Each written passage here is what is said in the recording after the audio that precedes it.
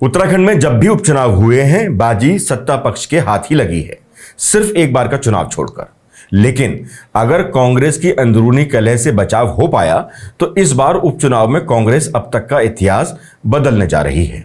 आखिर क्या कारण है कि बद्रीनाथ और मंगलौर में भाजपा की परेशानियां अचानक से बढ़ गई हैं? बद्रीनाथ में राजेंद्र भंडारी के खिलाफ ऐसा क्या फैक्टर है जो बीजेपी को भारी पड़ने वाला है और जीत की उम्मीद पाले बैठी भाजपा हार के मुहाने पर खड़ी दिखाई दे रही है? आखिर बद्रीनाथ चुनाव से बीजेपी के स्टार प्रचारकों ने दूरी क्यों बनाई हुई है? साथ ही मंगलौर में करतार सिंह भड़ाना को लाकर क्या बीजेपी ने अपना नुकसान कर लिया है? क्या मंगलौर से बीजेपी हार रही है? इन सभी सवालों के जवाब आज के इस वीडियो में ढूंढने की कोशिश करेंगे। बद्रीनाथ और मंगलौर में उपचुनाव अपने पूरे जोर पर है।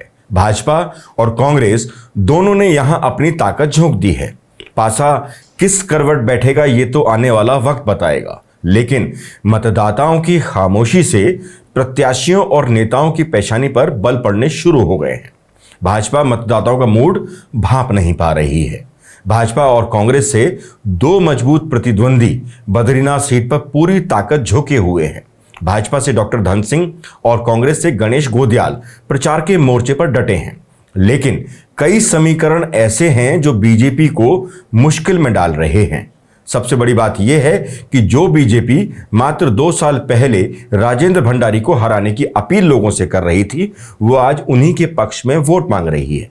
दूसरा, बद्रीनाथ सीट पर कांग्रेस का दबदबा रहा है। ऐसे में क्या राजेंद्र भंडारी कांग्रेस के उन वोटरों को फिर से बीजेपी के पक्ष में लाने में कामयाब हो पाएंगे जिन्होंने कुछ ही समय पहले उनको ही कांग्रेस के निशान पर जिताया था? सबसे बड़ा सवाल यह भी है कि अभी भाजपा के प्रदेश अध्यक्ष और बद्रीनाथ विधानसभा सीट से चुनाव लड़ते आए महेंद्र भट्ट, जो कभी कांग्रेस में रहने के दौरान राजेंद्र भंडारी को पानी पी पी कर कोसते थे, क्या आप उसी महेंद्र भट्ट के कहने पर वॉशिंग मशीन सेवा प्राप्त राजेंद्र भंडारी को वोट देंगे? और अगर भाजपा अध्यक्ष की अपील पर राजेंद्र भंडारी चुनाव जीत भी जाते हैं और बीजेपी से विधानसभा पहुंच जाते हैं, तो आने वाले समय में महेंद्र भट्ट की सीट का क्या होगा? उससे भी इतर बीजेपी की दूसरी पंक्ति में खड़े वो नेता जो दरिया बिछा झंडे उठा अपनी बारी का इंतजार कर रहे हैं, फिर उनकी सियासत का क्या होगा? बस कुछ ऐसे ही समीकरण भंडारी के लिए मुसीबत का सबब हो सकता है और सपाट शब्दों में कहें तो खेला भी हो सकता है। बद्रीनाथ विधानसभा उपचुनाव के समर में भाजपा के सामने कांग्रेस समर्थक वोटों को बदलने की बड़ी चुनौती है। लोकसभा चुनाव के दौरान कांग्रेस विधायक रहे राजेंद्र भंडारी को भाजपा अपने पाले में तो ले आई है, लेकिन सबसे बड़ा सवाल अभी भी यही है कि 2022 के विधानसभा चुनाव में भंडारी को चुनने वाले मतदाताओं पर भी बीजेपी ऐसा जादू चला पाएगी कि वो अब भाजपा के पक्ष में वोट करें और उसी नेता को जिताएं जिन्होंने भाजपा को भ्रष्टाचारी कहने में कोई कोर कसर छोड़ी नहीं थी जब वो कांग्रेस के विधायक थे। सवाल ये भी है कि भाजपा मतदाताओं से क्या कहेगी कि भंडारी पहले सही थे या अब? मतदान तारीख जैसे जैसे नजदीक आ रही है, मतदाताओं की खामोशी टूटने का नाम ले नहीं रही। वोटरों की चुप्पी परेशानी बनती जा रही है। यहां समझने वाली बात यह है कि गढ़वाल लोकसभा की 14 विधानसभा सीटों में बद्रीनाथ ही इकलौती सीट थी जहां कांग्रेस का अपना वर्चस्व था, उसका अपना विधायक था।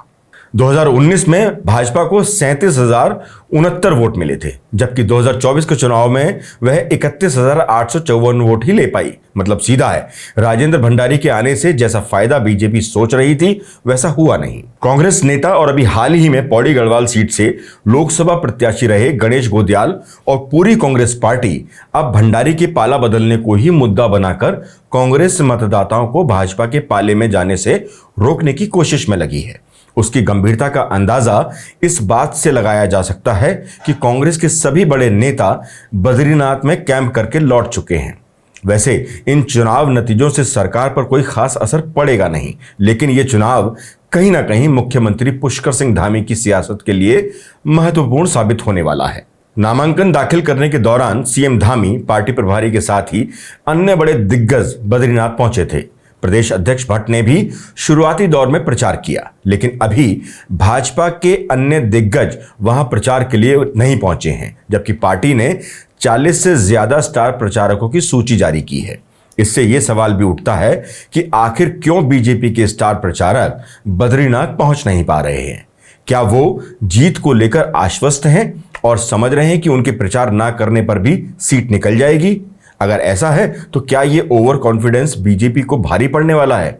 स्टार प्रचारकों का ना पहुंचना कहीं इस बात का संकेत तो नहीं कि राजेंद्र भंडारी को बीजेपी से टिकट मिलने से पार्टी स्तर पर कोई नाराजगी है, या ये कहें कि पार्टी ने राजेंद्र भंडारी को अकेले छोड़ दिया है और संकेत दे दिया है कि खुद लड़िए और अपने दम पर जीतिए। भाजपा के विपरीत कांग्रेस के सभी दिग्गज लखपत बुटोला के लिए प्रचार कर रहे हैं। दूसरी तरफ हरिद्वार जिले में आने वाली विधानसभा सीट मंगलौर की बात करें तो यहां भी बीजेपी खेमे के अंदर नाराजगी दिखाई दे रही है।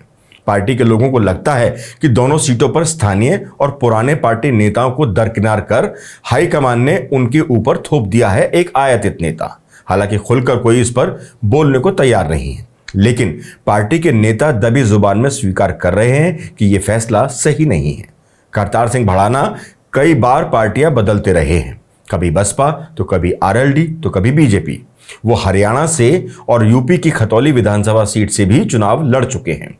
उत्तराखंड राज्य में मंगलौर में बीजेपी के पास कई योग्य उम्मीदवार थे, लेकिन पार्टी ने बाहर से आए प्रत्याशी को उतारकर स्थानीय कार्यकर्ताओं को नाराज जरूर कर दिया है। इस बात का एहसास प्रदेश बीजेपी को भी है।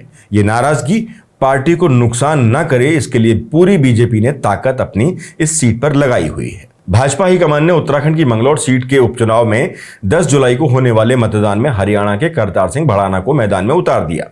24 साल पहले नित्यानंद स्वामी की ताजपोशी पर हो हल्ला करने वाले भाजपा नेता मौन साधे हुए हैं। भाजपा हाईकमान ने बाहरी व्यक्ति को विधानसभा उपचुनाव में उतारकर अपने होने का एहसास कराने के साथ साथ पहाड़ी राज्य की बात करने वालों को भी सीधा संदेश दे दिया है। हरिद्वार जिले की मंगलौर सीट पर स्थानीय प्रत्याशी के बजाय आयातित करतार सिंह भड़ाना का चयन कर यह भी बता दिया है कि ये अटल आडवाणी वाली दौर नहीं है, मोदी शाह का युग है। और इस युग में न खाता न बही, जो ऊपर वाले कहें वही सही। ऊपर वाले से यहां मतलब ईश्वर से नहीं, बल्कि दिल्ली की सत्ता पर बैठे भाजपा आला कमान से है। अब सवाल एक और भी उठता है, और वो ये कि मंगलौर सीट पर बीजेपी आज तक जीत दर्ज कर नहीं पाई है। अब क्या आयातित करतार सिंह भड़ाना ये इतिहास बदल पाएंगे? कांग्रेस उम्मीदवार काजी निजामुद्दीन यहां पर एक मजबूत प्रतिद्वंदी हर बार साबित हुए हैं। यहां पर मुस्लिम वोटर का अधिक होना भी उनके पक्ष में जाता है। बसपा भी इस सीट पर मजबूत रही है। सरबत करीब अंसारी के निधन से खाली इस सीट पर बसपा ने उनके बेटे को यहां से उतारा है। वोटों के बंटने की वजह से जहां भाजपा को बसपा के सहारे इस सीट पर बड़ी जीत की उम्मीद है, तो वहीं कांग्रेस इसी को जीत का आधार भी मान रही है। कांग्रेस मानकर चल रही है कि लोकसभा में जिस तरह से बहुजन समाज पार्टी का प्रदर्शन रहा, उससे भाजपा को विधानसभा चुनाव में बसपा कैंडिडेट के खड़े होने की वजह से फायदा मिलेगा, ऐसा संभव नजर आ नहीं रहा। लोकसभा चुनाव में जिस तरह से मंगलौर में कांग्रेस ने प्रदर्शन किया वो एक तरफा रहा। कांग्रेस इस सीट पर 44,000 मत लाई, जबकि बीजेपी उनके मुकाबले आधे पर ही सिमट गई। लोकसभा के नतीजों को ही आधार मान लें तो यहां कांग्रेस बड़ी जीत दर्ज कर सकती है। कुल मिलाकर दोनों सीट जो पहले तक एक तरफा लग रही थी, प्रत्याशियों की घोषणा के बाद समीकरण बदले हुए नजर आ रहे हैं।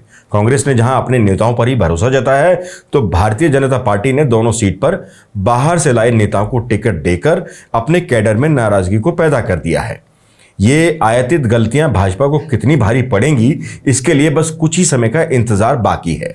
बहरहाल सभी की निगाहें दोनों सीटों के चुनाव नतीजों पर लगी हुई हैं। अब अंतिम लाइन में बस इतना ही संदेश भाजपा कार्यकर्ताओं के लिए आयातित नेता और दिल्ली आला कमान ने दे दिया है कि दरी बिछाओ और झंडे उठाओ। बाकी चुनाव लड़ने के लिए नेता हम इंपोर्ट कर ही लेंगे। इस वीडियो में बस इतना ही। नमस्कार।